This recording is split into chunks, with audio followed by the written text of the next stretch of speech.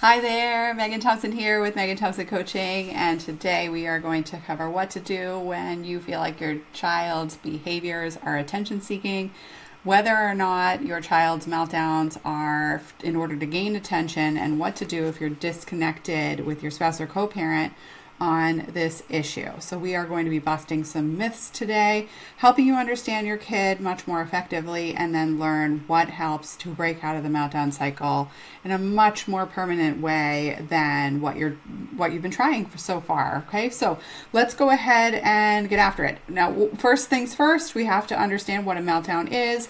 A meltdown is a depiction of your child's behavior. They are either hitting, kicking, screaming, yelling, throwing things, running away. And when I say throwing things, typically kids are picking whatever they see up and chucking it. It's not typical that a child in a meltdown is running from across the room to grab a hammer and throwing it at the door. That's extreme rage. We definitely work with families with that need. However, what we see more often when I say throwing things is the child has something in their hand or something is just right there and they're in this intense stress response and they are throwing whatever it is that's in front of them. So, or swiping the table, for example.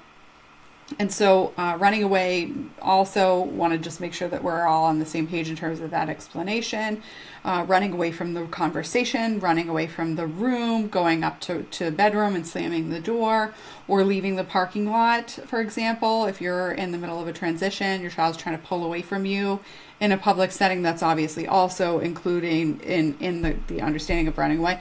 But it doesn't, I'm not saying packing a bag and trying to hitchhike to Nebraska, right? So we're describing behavior for 3, 4, 5-year-old, 6-year-old, 7-year-old, all the way up to 14, 15, 16, 17.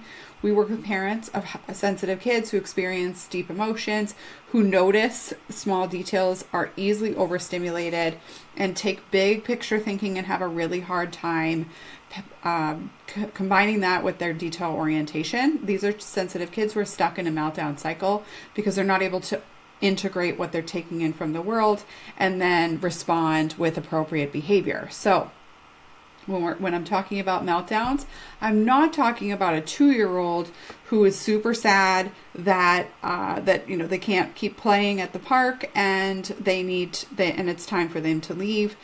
They're stomping their feet, they're yelling, they're crying, but at 2, that's developmentally appropriate. It would be considered more of a tantrum unless their whole body's on the floor, they're sobbing, they're uncontrollable, and you can't get a word in edgewise. That's a meltdown.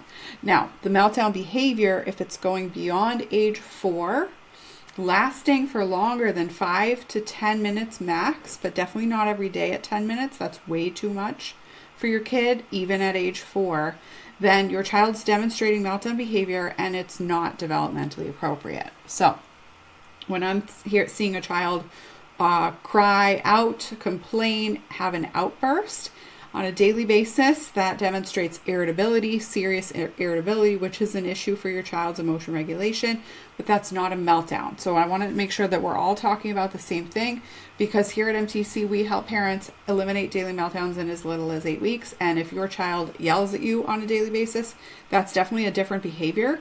And it's also true, you could still very well be feeling like you're walking on eggshells. You have to kind of navigate the situation every day with your kid, and you might feel stuck because you're getting yelled at every day. And you might be wondering whether or not this podcast or the show or this message is for you, and it is. It's just at a different scale than some of our other clients whose kids come in and they're full-blown knockdown, drag-out emotional intensity for 5 to 10 minutes or longer. So make sure that you're listening to this. If your child is experiencing emotional dysregulation, extreme or intense negative emotion on a daily basis, that's not typical for sensitive children, nor non-sensitive children. And if your sensitive kid is experiencing the world like this, that means that there's something going on. They need help from you, because sensitive children learn through their parents. Now, this is research backed. There's plenty of research on this approach that we take, and also understanding sensitive kids in general, that they change through their relationship with their parents. So, we could talk about that in another show, but what I want to do today is really understand the myth that your child's behavior is attention seeking. Now, what I think would be really useful for us is unpacking how parents come to this conclusion, where you could be stuck, what references you might have that can have you kind of double down on this argument that is based in opinion. And I want us to take the difference between opinion and scientific fact and help you shift your thinking. Now, this is going to be a really helpful episode if you are parenting in a two-parent pair, where you, perhaps the listener, have listened to this, this podcast for a little while longer, or have been studying emotional intelligence for longer than your spouse, emotion regulation, longer than your spouse, and you're wanting an introductory or a mindset shifting or perspective shifting lesson. This is going to be that lesson today. Okay, so I am going to break it down. One of the things that we see most often in this dynamic is that two parents can very well believe the fullest potential of your child. That is part of unconditional love, is believing that your child can accomplish anything and everything that they put their mind to, and that it is your job to do everything in your power to help your kid reach their goals for themselves, as well as your standards for your family. So when I say standards for the family, what I'm naming here are a few things that are common for families who parent intentionally, and I am actually going to write these down because we're going to get a little, we might get a little wordy here, and so I want to make sure that I'm staying on track. Okay, so we think about standards. Let's see. Yeah. Okay. Good. It's working. All right.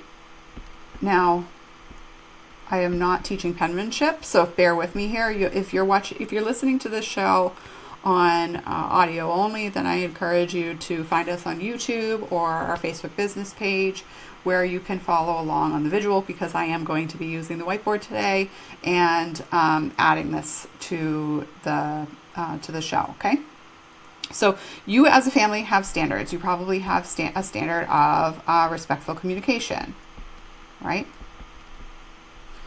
All right.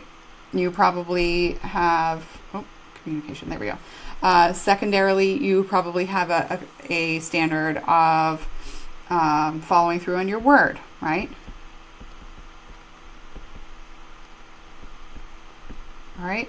And then you probably have a standard of teaching responsibility. So ownership of your own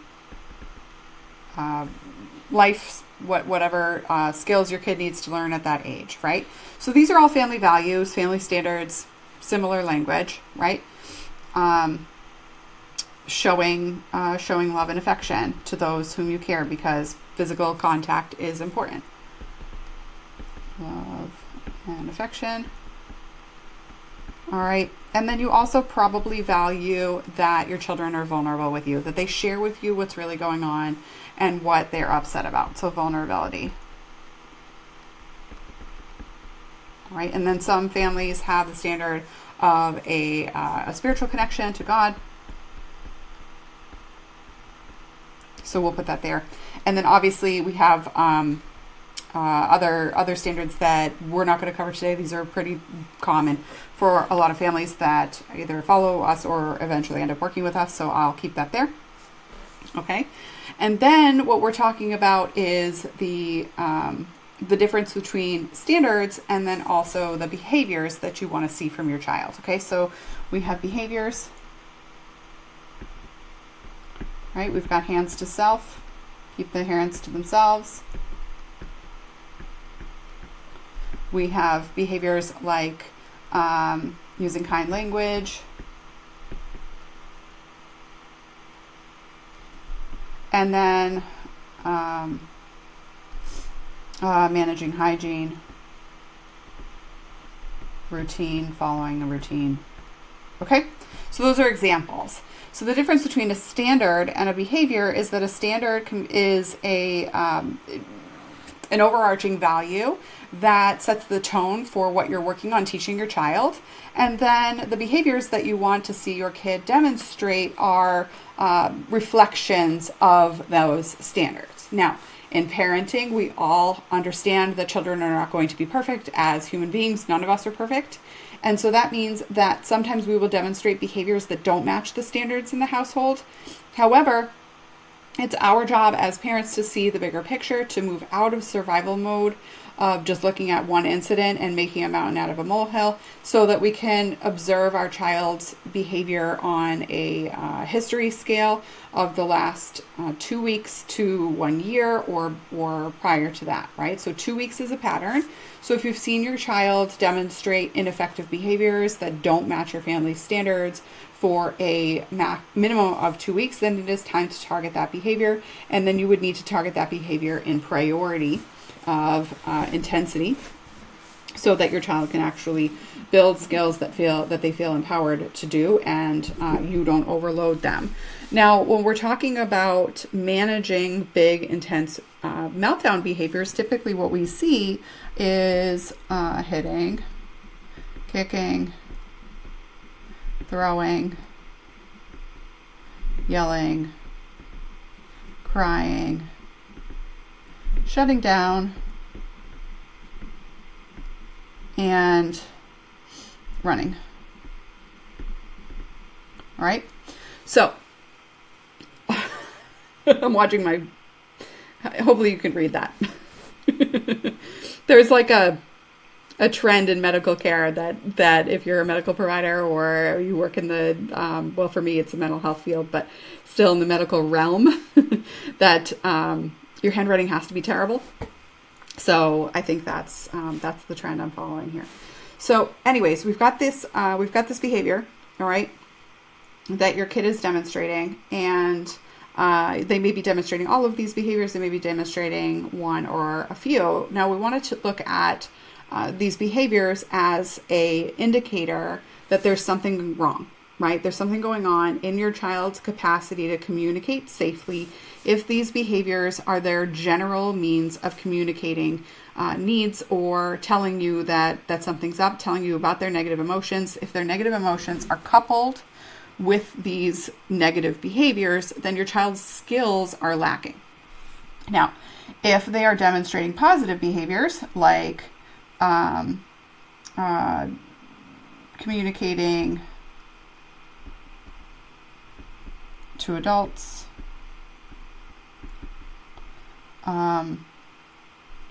leading peers, participation, I was going to say good grades, but that doesn't always translate, participation in school,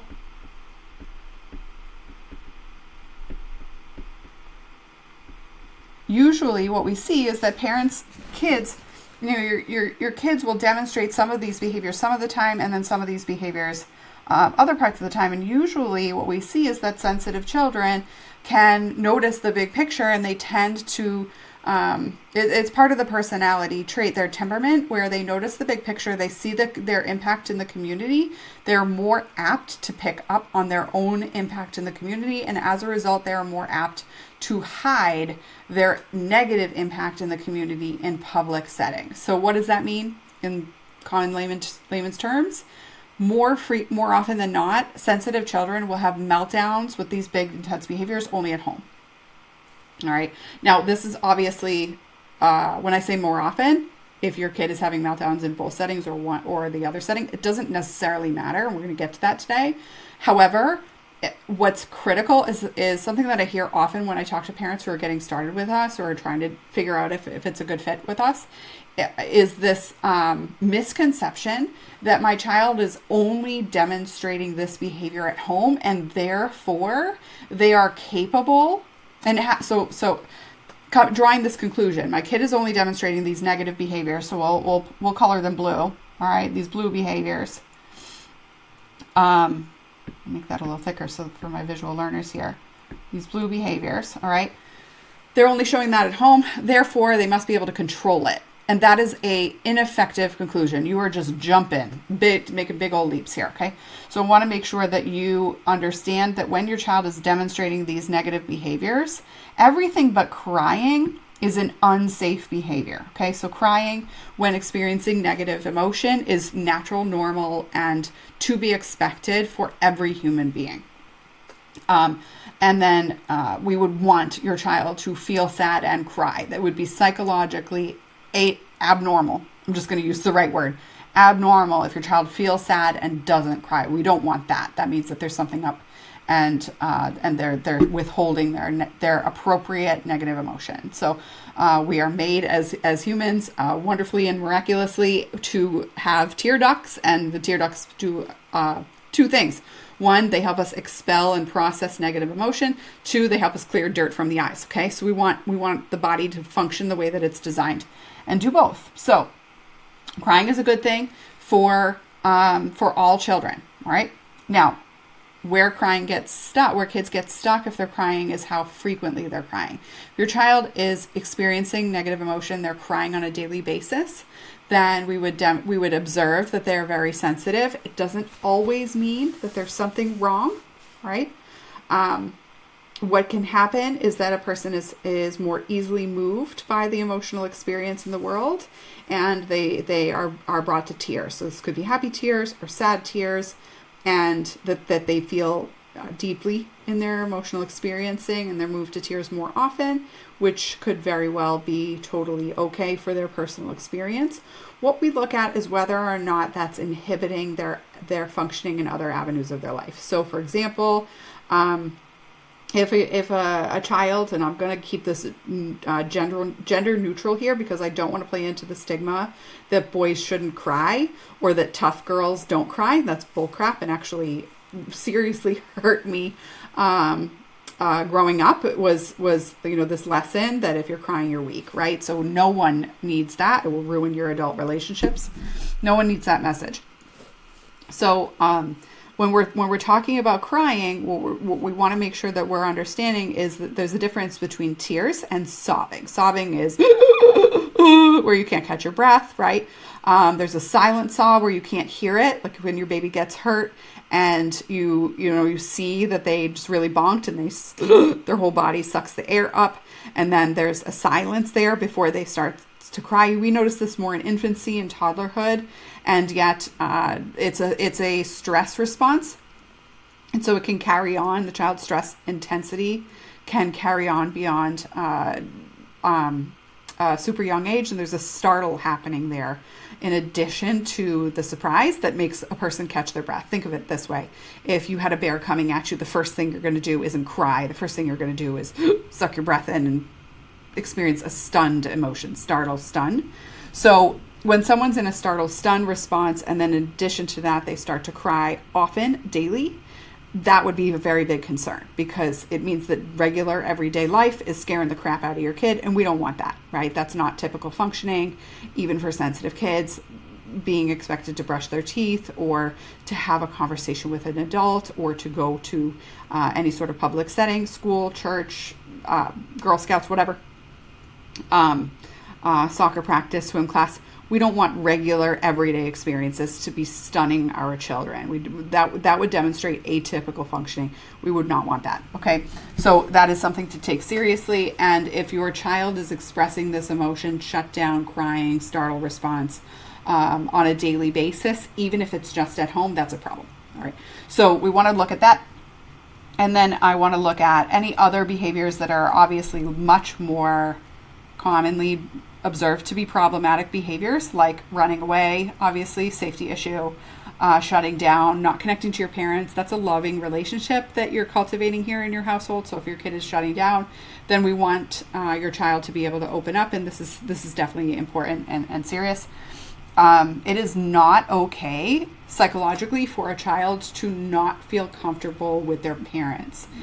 This is important, because if you have a childhood history of your parents not knowing how to teach you about emotions, or perhaps your parents were scary in their behavior, or they just engaged in unsafe behavior that made you feel like you couldn't share with them. So perhaps they weren't scary to you, but they engaged in unsafe behavior like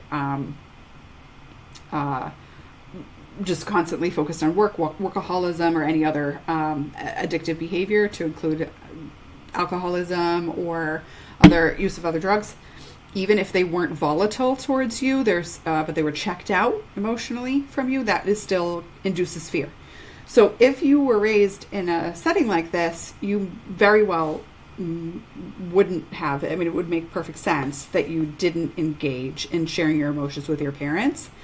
And as an adult, you're trying to figure this parenting thing out now, and you might use that as a reference to say, oh, okay, well, I didn't ever tell my parents what was going on. My kid's not telling me what's going on.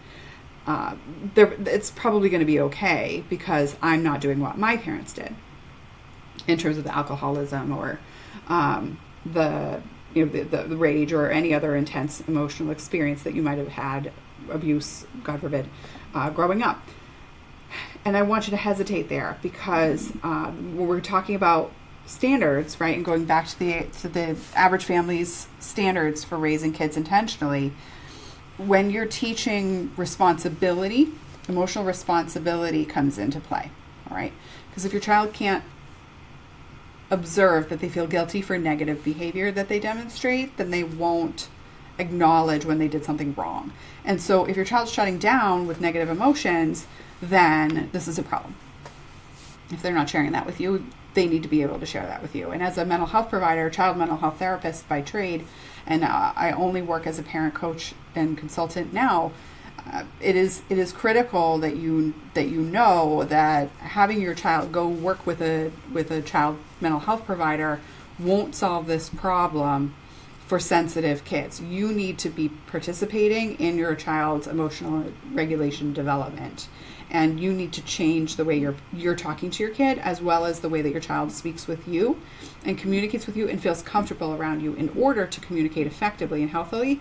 And that requires you to take serious action, not just have a drop-off to session outsourcing dynamic here, okay?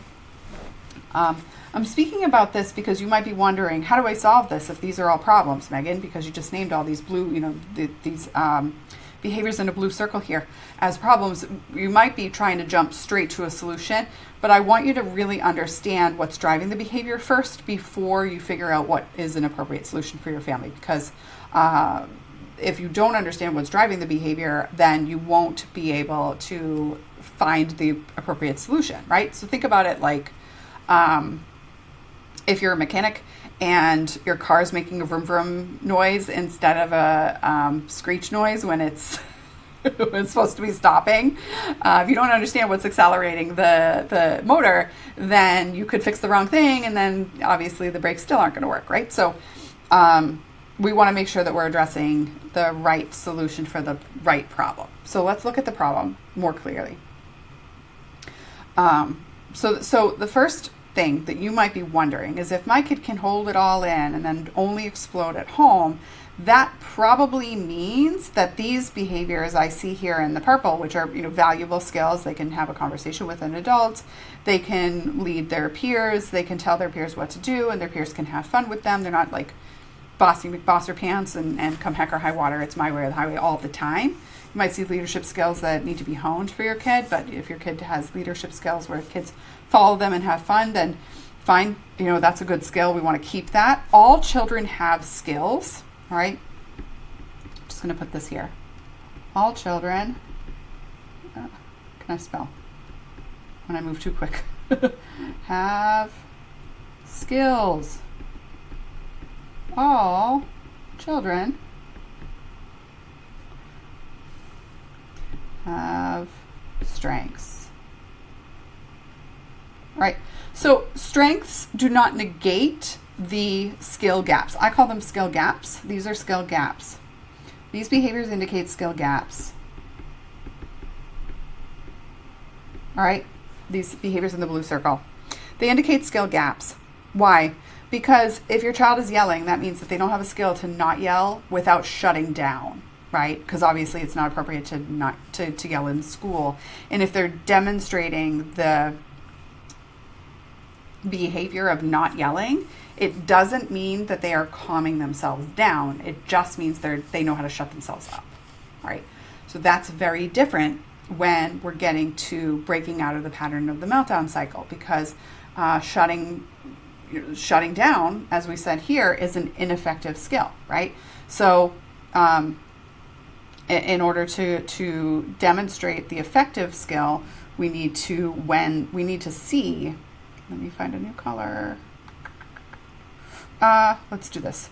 We need to see the skill of when sad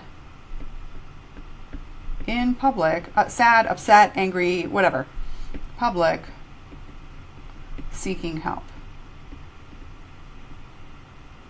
from adult. All right, this is a skill that a emotionally regulated and emotionally intelligent child can demonstrate. When I say emotional intelligence, it has nothing to do with how smart your kid is. All children have lots of skills, and all children can fit on the IQ test in a certain scale. And when I didn't make up the word, but emotional intelligence means your ability to notice your emotions and feel okay with them enough to enough to know what to do to decrease the intensity of a certain emotion. All right. That's what emotional intelligence is. It has nothing to do with intellectual intelligence and academic intelligence. So I want to make sure that we're talking about the same thing, because these skill gaps are related to emotional intelligence, EQ. All right. And EQ is taught. Okay. EQ is taught, and EQ is taught most effectively through the parents, not through a one-off session weekly for an hour. It's just really a much slower process and a much more spotty process, because the child or the parent is the one who's trying to figure out the gap and share it with the professional, and then the professional has to then teach that skill, but it can be it's not very systematic in that way. So when we're breaking out of this pattern of stopping the meltdown cycle, you need to understand that these behaviors are not designed to get attention from the parent. So think about it like this, right? You might be thinking, okay, if my kid can handle the demands that are placed on them at school, the expectations that are placed on them at school, then that must mean, or whatever public setting, we're just going to use school today.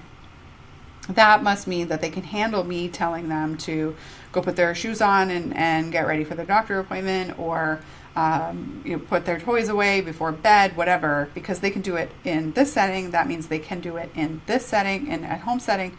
And as a result, if they're screaming and yelling, it's because they want me to help them do it, or it's because they want to spend time with me and they'll do whatever it takes to get that time.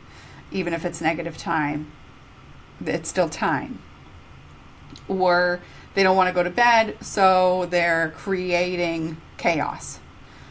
What happens if you look at that as the skill gap? My kid doesn't know how to tell me they need more time, and as a result they need more of me, and as a result they are losing it. What happens is you end up observing a skill gap. Your child doesn't know how to communicate their emotions safely. That's the skill gap. But then you're attributing it to willful behavior, that they're making a choice in the matter. And that is where you get stuck. Because if we think about it like the concept of playing a sport, all right? Say, for example, your child is playing soccer and they're learning how to dribble, and then they're also learning how to kick with the outside of their foot. All right. So if you played soccer, you have to learn how to dribble with, control the ball from the inside of the feet, but then also you need to learn how to kick with the outside of the foot. And you want to kick with the outside of the ball of the foot from, where this muscle is, this knuckle is, okay, on the foot, rather than at the toes, because you control the ball more effectively, or then at the heels, right? So there's a certain part of the foot that you need to hit and target that ball. That's a skill that a child needs to practice, and then demonstrate, right? So if we look at a skill of needing to speak in a respectful way, like, hey dad, I need 5 more minutes, right? When you say it's time to clean up and go to bed, that's respectful, right? There's still responsibility taken. There's obviously, you would need to trust that your child can follow through on their word. Okay, these are all positive standards for the family. What happens is if you think that they're choosing to not show that behavior, what you're doing is you're attributing a skill gap to a skill choice. And what happens with that is you end up really demonstrating a fair amount of distrust in your child. And when parents mistrust distrust is not a real word, mistrust their children learn to mistrust themselves. We see when confident parents say, I know this is hard and you can do hard things, that the child feels much more capable of doing the hard thing. Like when you were teaching them how to climb up like the ladder to get to the slide, for example. So we have a rule in my house where if my child can't get themselves down, then they're not going to get themselves up. So we were at a playground, and both of my girls are very physically adept. They're kind of natural climbers. My 8-year-old, when we moved into the house we had 2 years ago, it had a stone fireplace, and she scaled the thing at 6. And so obviously I found a rock climbing place like the very next week, discovered urban air. Whoa! and so we went frequently to help her use that skill in an appropriate avenue, right? And my 2-year-old, we were at a playground, and she can climb we have a pickler climber in our house, so one of those slides with bars rather than steps. And we'd had that in the house for a little over a year at this point. She's 2.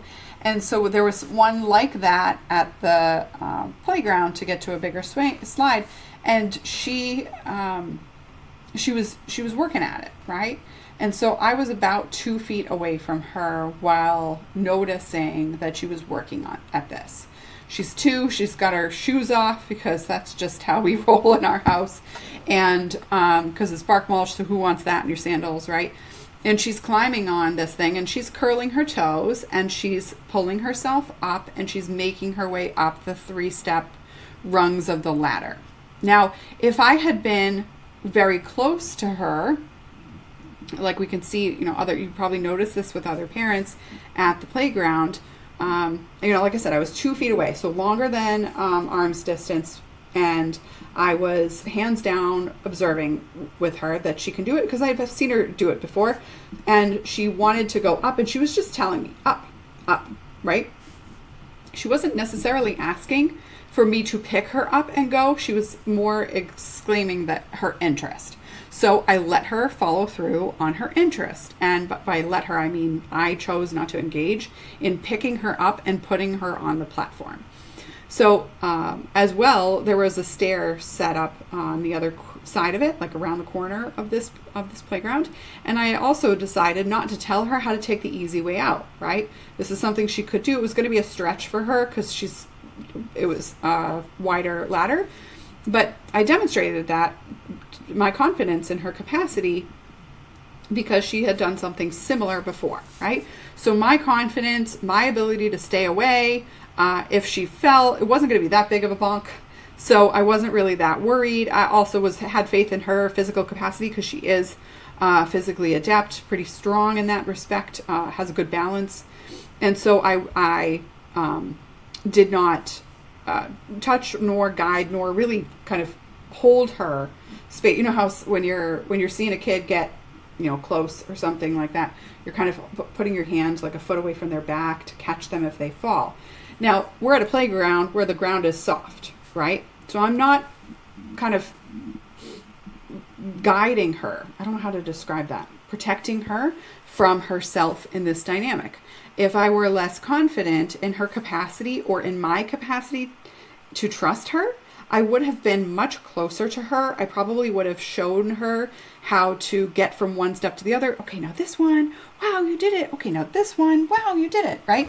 That's something that that would have been, I would have hovered more regularly, right?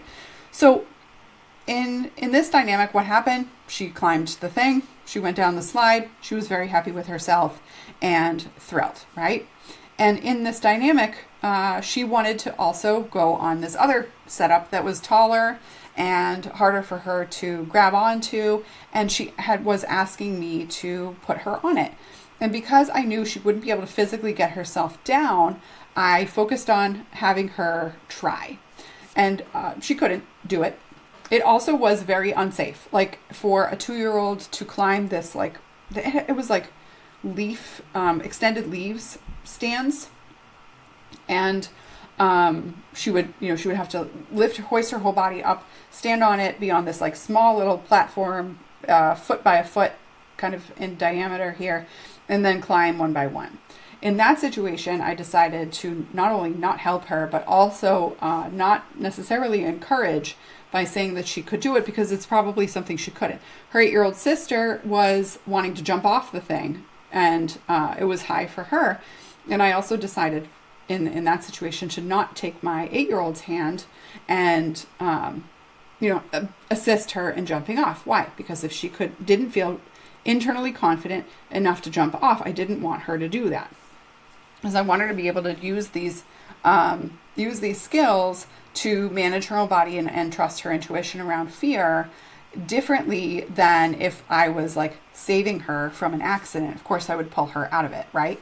But in this situation, she's learning how strong really is she, how capable is she, where does her fear of heights tap in, where does she need to trust her body differently, and how can she stretch herself out of her comfort zone. And so for my 8-year-old, she ended up going one level down and then jumping off just fine, which is her comfort level. She did not experience frustration or stress that I decided not to extend my hand and let her kind of leap down. And that was really important to me, because I actually have a fear of falling. I tend to not put myself in positions where I'll experience that fear. I have a dream to go skydiving, and I can tell you I will never bungee jump, because the up-down multiple fall experience, to me, no thank you. No thank you. And I've done experiences with her, urban air, for example, where you're in like one of those tree trekker situations, but you're inside. And that was very unpleasant for me. I have zero interest in doing that again. I had taken her by herself, by myself, and she wanted to do it, so we did it. And I was very happy to get back down in that dynamic, because being up high with a fear of falling flat to concrete is just not my idea of a good time.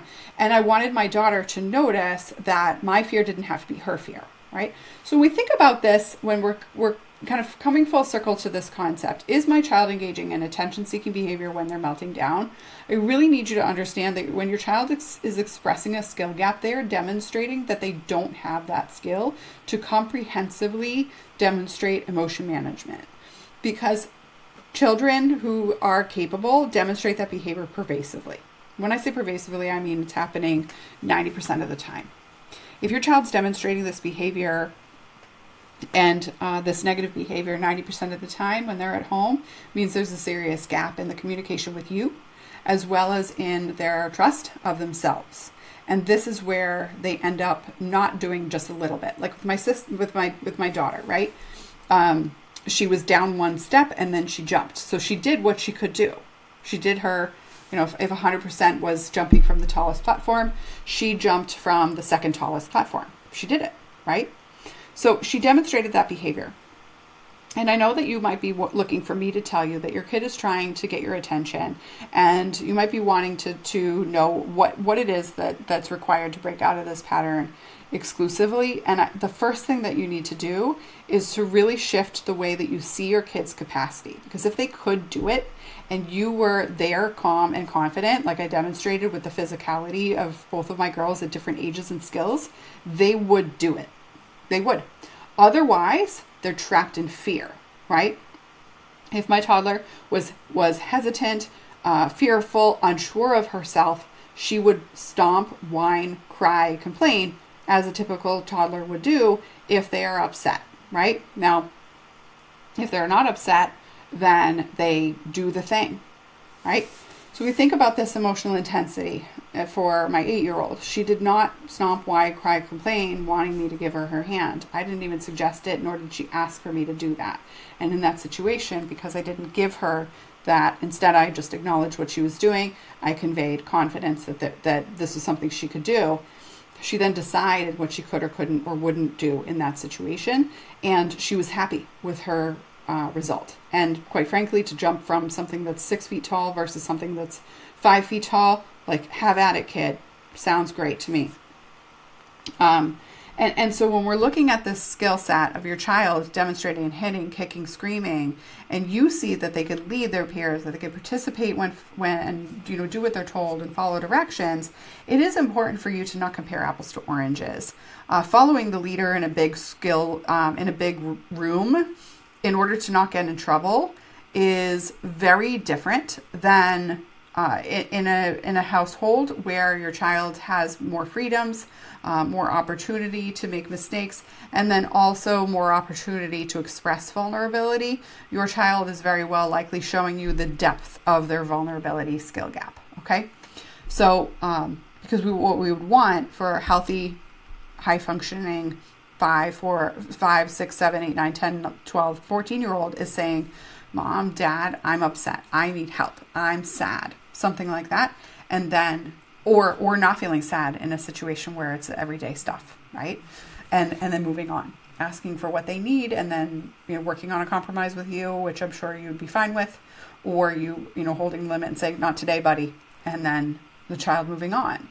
That's typical functioning for a typically developing child. Even when a child is sensitive, they would express their negative emotion. Oh man, fine, right? And then they move on. But the intensity here we see, hitting, kicking, throwing, screaming, yelling, shutting down, running away, none of that's developmentally appropriate. Because we would want to see that be extinguished. So I have plenty for you to learn more about what it takes to turn this around. This is just one part of the dynamic and some of the mindset shifts that you need to make in order to break out of this pattern intensively and intentionally.